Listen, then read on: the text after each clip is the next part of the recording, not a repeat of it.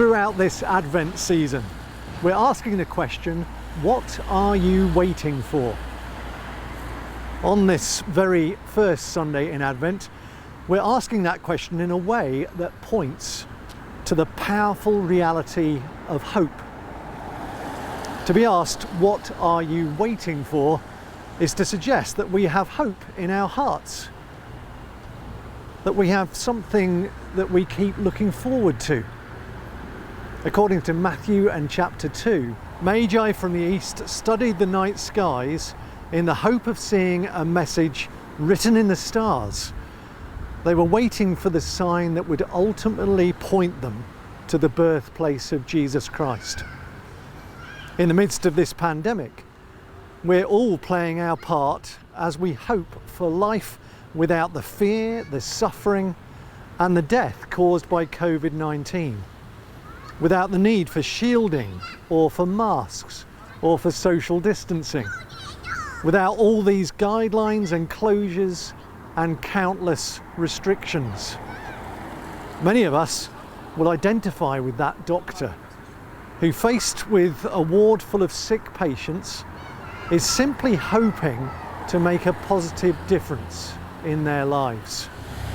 In Romans chapter 12 verse 12, the Apostle Paul urges us, be joyful in hope, be patient in affliction, be faithful in prayer.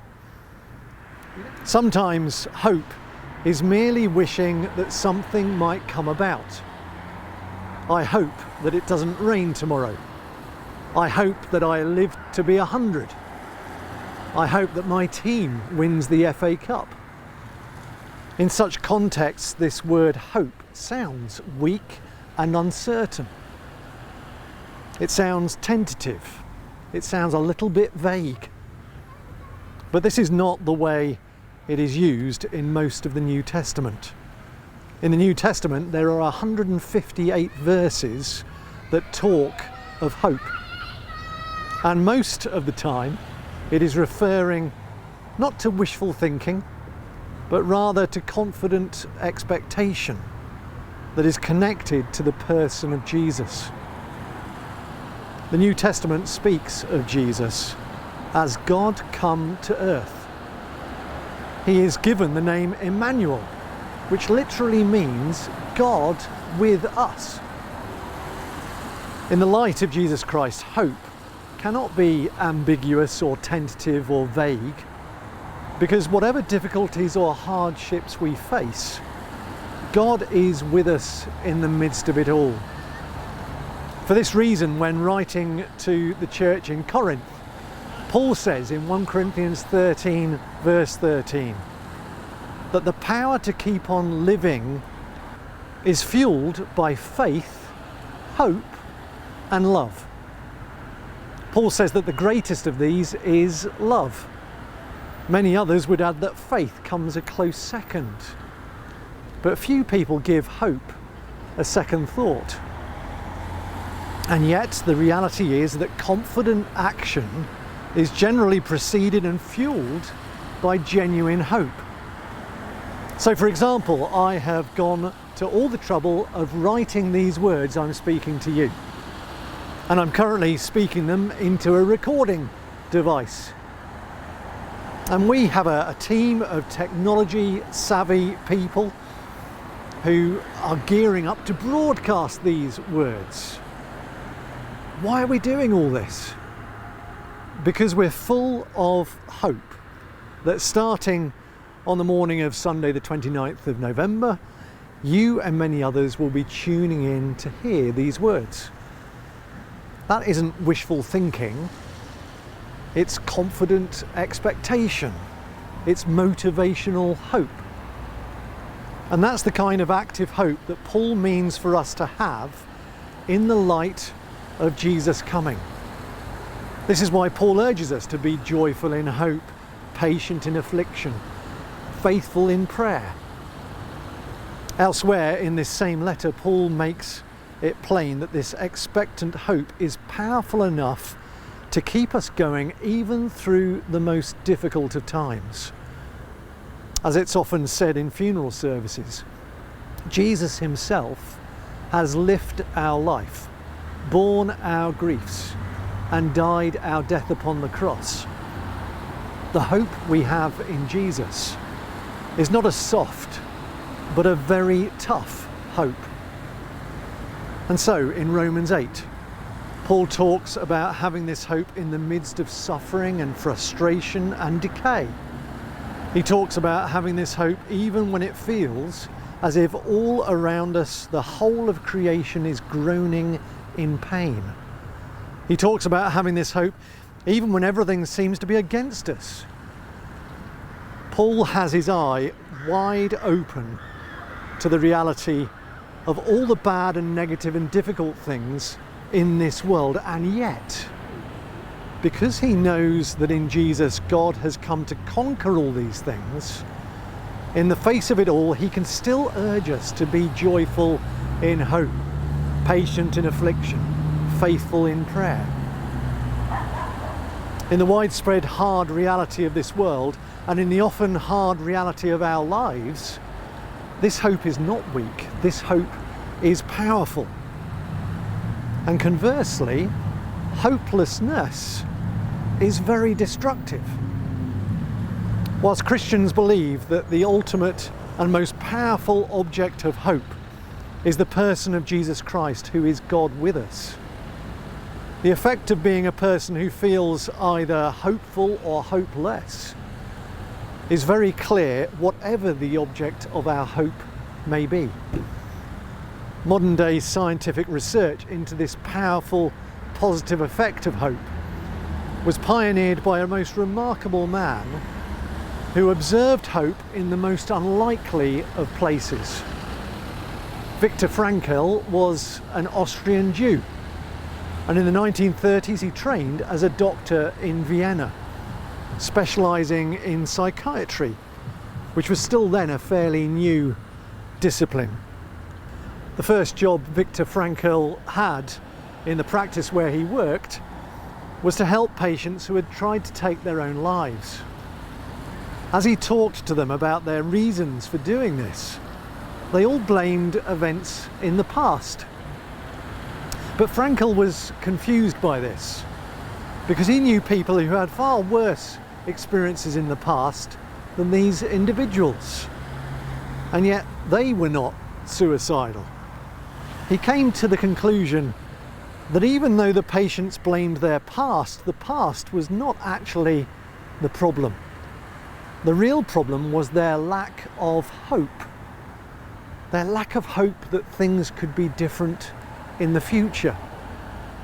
Viktor Frankl said this: a person can live with any past if they have a sense of future.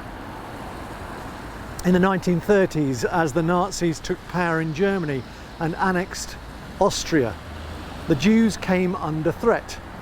Frankl had at this time begun to write, and he was invited to take up a scholarship in the United States of America, which would have got him out of Europe and into safety.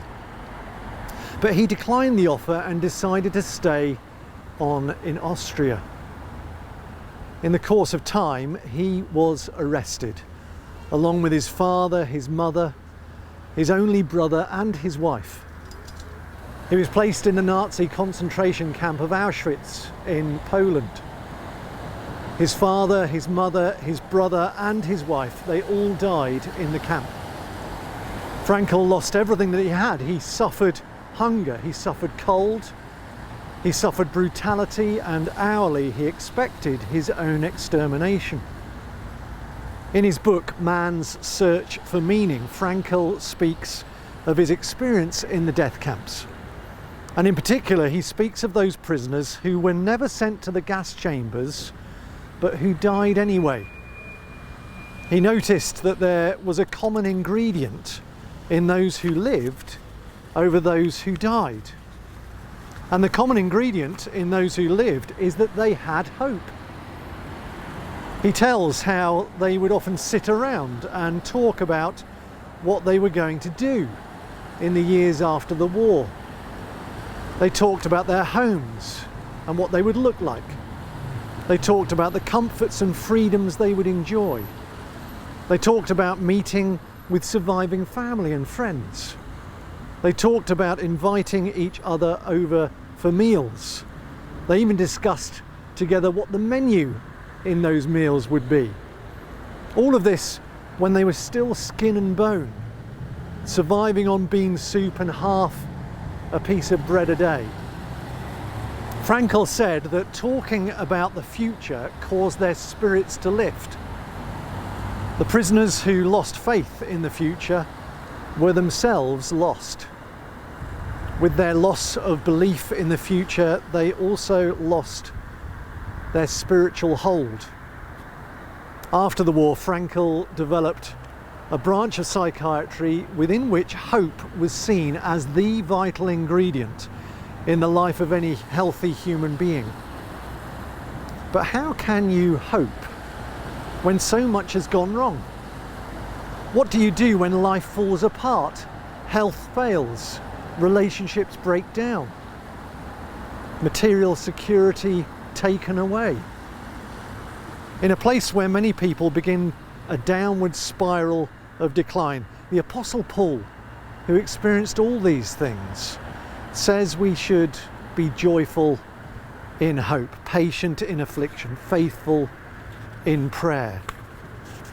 Viktor Frankl learnt over time, as people with problems came to him, to ask them, "Why do you carry on?" And they would answer, "Because of my children," or "because of my spouse," or "because of what I still want to accomplish."